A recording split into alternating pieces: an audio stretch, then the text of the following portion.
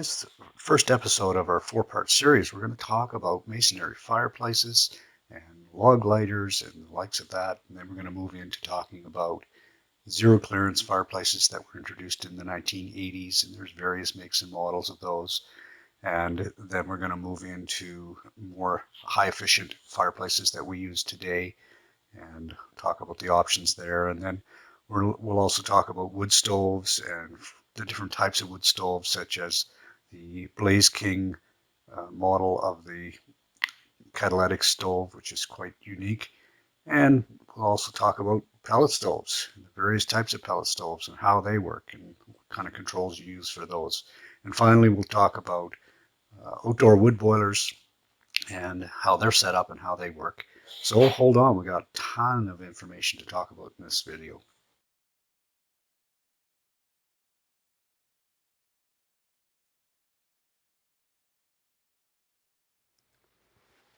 To start this series, I want to talk about the different types of wood burning appliances. We're going to start with the oldest style, such as what you're seeing here.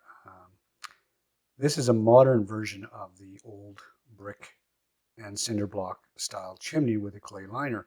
So if you have a home that has a chimney like this, chances are you have a fireplace in your home that would look like this one. Now it could have real stone like this one does, or it might have cultured stone. But the key ingredient here is that the fireplace is built into the wall, usually dumps heat out through the top like you see here, has a mantle oftentimes, not always. The greatest problem with these systems was the fact that they didn't burn very hot. And secondly, they were very, very expensive to build. Very seldomly see a system like this today because of the cost of building it.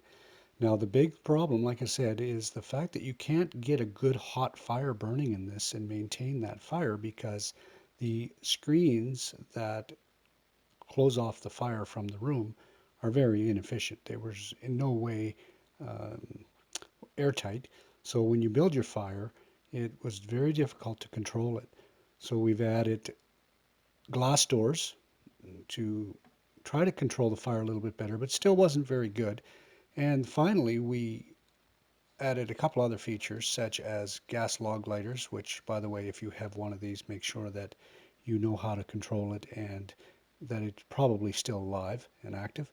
And then the other thing we did was we added damper systems that allowed us to choke off the throat a little bit and slow down the burn time of the wood. But none of these things really worked that well. So then we also ended up building some inserts essentially that you would build around, so all steel. And here's an example of one that was built in Ontario and purchased and moved to the prairies. Um, and finally, we started moving towards a system that was better and better and better all the time. But the main component of these systems was the fact that the chimneys were made out of clay, a clay liner. And if you didn't fire this fireplace just right, oftentimes those clay liners could fail and crack and so on. So if you have a clay liner like this one, you need to check it and make sure that it doesn't have any cracks. Make sure, of course, that it actually exists because without a clay liner, you don't have insurance and it's obviously not safe. So now we're going to move into a different type of system. I don't want to spend a lot of time on these systems because you don't find them very often. So now let's look at factory built fireplaces.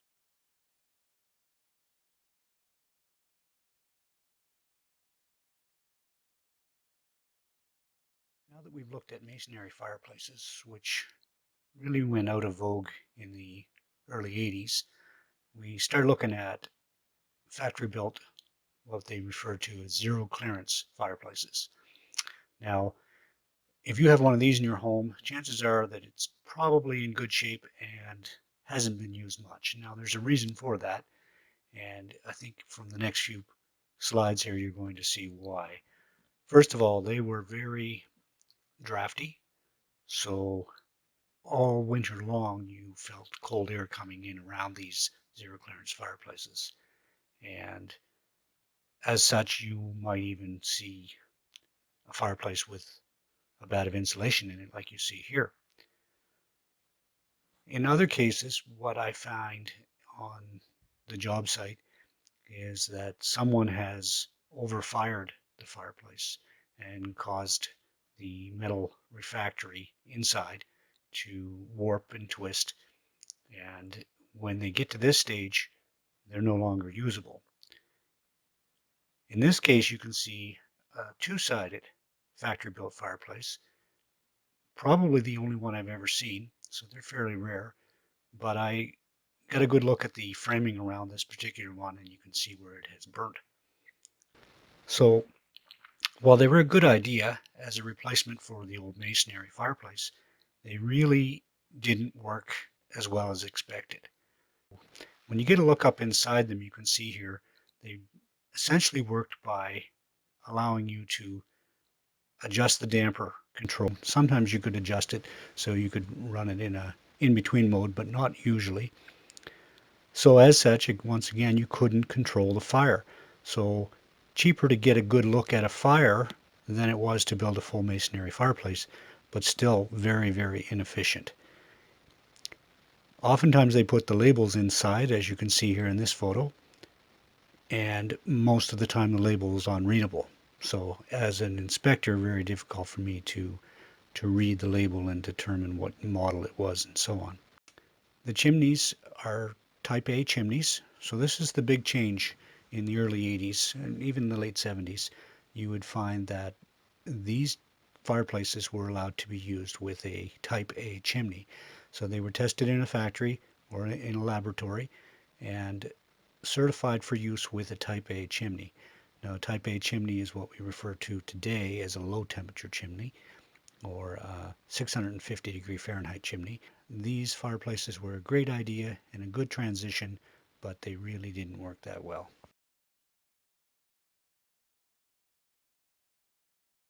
This is a fireplace that's designed for a bit of a bay, and in this case, I'm not sure if this is an opal or what it might be, but basically some of them have more than one door, some have just one door. Again, it's got the nice solid gasket here, or compressed gasket that would allow you to have a nice sealed combustion, and the fire is going to last much longer than it would in the older style conventional fireplaces. These are engineered really well. They've got brass gaskets and so on for the hinges, and they put off a pile of heat. So they have reburn coils in the top. So essentially it's like a freestanding wood stove in how it's built, but it's designed to fit in off of the floor. So it's built into the wall. And of course, you can have blower systems in here, and again, some of these units, you can have air dump off the top into other parts of the house. It depends on the unit. If that's what you want, then you're going to have to get the company that you buy from to look it up and give you the options that are available. It really depends on what you want for your home. If you are building a new home, then you have all the options in the world. You can build around the fireplace. If you have a conventional home that's already built and you only have one spot where you can put it, maybe this won't work for you. So it really depends on your needs.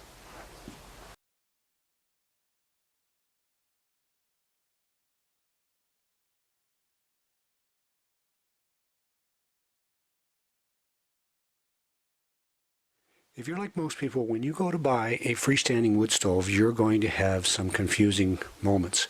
When you look at the options available, for instance, here in Home Hardware in St. Paul, they have a great selection, and you can see that there's small, medium, large, there's high BTU units, there's units that are less expensive but require greater clearances, so therefore they have to be further away from the combustible materials such as walls and so on.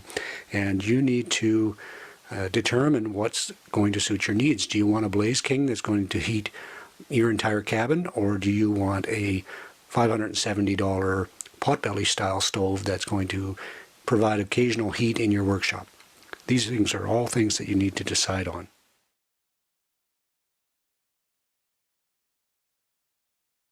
Here you can see we got a freestanding wood stove. By the way, this is well-built stoves, and in this case we got some cast iron legs.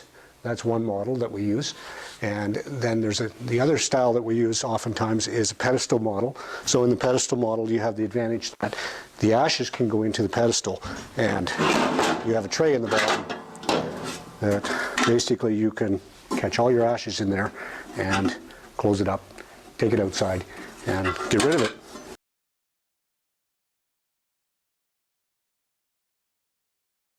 looking at a very unique stove, and you know, these stoves were what we refer to as a catalytic stove. And the nice thing about the catalytic stove is it's much more efficient than your average stove. And how that works basically is you start the fire and you get the firebox warm, and there's a thermometer here, and it tells you what the temperature is. When that temperature reaches, let's say 450 degrees or whatever the temperature might be, you can physically change the direction of the smoke to run up through the catalytic converter, or the catalyst. And that catalyst basically will, by redirecting the smoke up through there, from my understanding at least, it ignites the smoke into flame, and therefore you get the heat out of the flame and makes the stove more efficient. So a lot of these stoves, the Blaze King brand at least, you see burn times of up to 40 hours, which is incredible. Now that's it's kind of like saying miles per gallon in a vehicle, ideal conditions and so on, but definitely much more efficient than your average wood stove, and of course more expensive too, so you get what you pay for. But that's just a different style of stove that you might want to consider if you're thinking about heating your whole home, for instance with wood. Putting in a high quality catalytic stove would be a great option.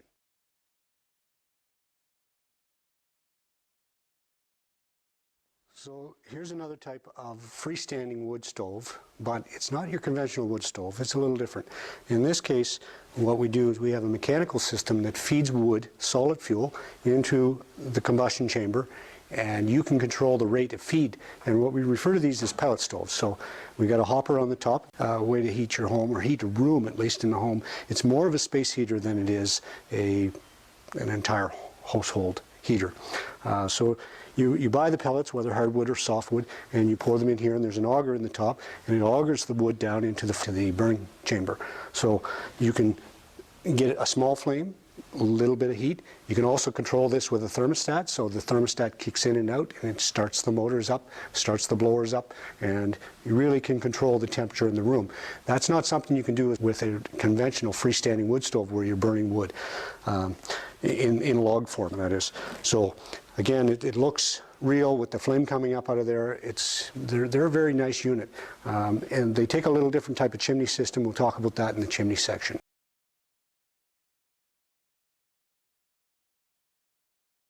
Are you the type of person that likes to cut wood? Well, this next type of wood heating system may be just for you. You can see here, this is what we call an outdoor wood-fired boiler, and it actually heats hot water and then moves the water into your home. So you can see that it's a self-contained unit. It sits outside in your yard. The nice thing about this is the fact that you can burn all your wood, all your mess and everything stays outside. But as you can see here, there's a lot of work to cutting your own wood. One thing you'll notice about this is the fact that this wood is larger than your conventional 18-inch log. In this case, this boiler will take a log up to 4 feet in length, and you can burn them round. This particular person is splitting the pieces and keeping them at 3 feet. But in any way you slice it, it is a lot of work. And this is just one brand that you can buy. So here you can see the inside of the firebox, and this fire was just started, so the heat is just beginning to be produced, and it's transferring the heat from the fire into the hot water, and it's a coil. So you can see here it's just starting to warm up. Much like wood stoves inside your home, the outdoor wood boiler also must be certified and tested in a factory. And in this case here, we got Heatmore Inc. from somewhere in the United States, I think. In any case, it's all certified for use in Canada here, and safe to use. You can't really build your own outside unit. You could, I suppose, but it'd be difficult to get it all certified from the insurance company. Now here you can see where the water lines come up into the boiler system. So we got a supply and return. All you do is you basically set the temperature on the water range control, and this particular temperature sensor and the water sensor over here will control the damper on the stove, and that allows you to burn the fire hotter or damper it down when you don't need heat. So the temperature of the water is critical to the whole operation, and it allows you to get away from the stove and not have to tend it so often. Now here you can see where there's a water lines that run into the garage. You simply set the thermostat, and the overhead forced air heat exchanger essentially heats the home, or in that case the garage. Now here we're looking inside the home, and this is the control center of the system, and you can see there's various pumps that run various loops, and controllers, so on, zone valves, and that's basically how you heat the home. It's just hot water. It's as simple as that. Now you can heat different ways. You can heat like we did out in the garage, or you can run the water down into the floor like they're showing here. And again, more valves, more pumps, and mixing valves and so on to control the temperature. You might want the temperature to be higher, say in the garage, but lower going through the concrete floor.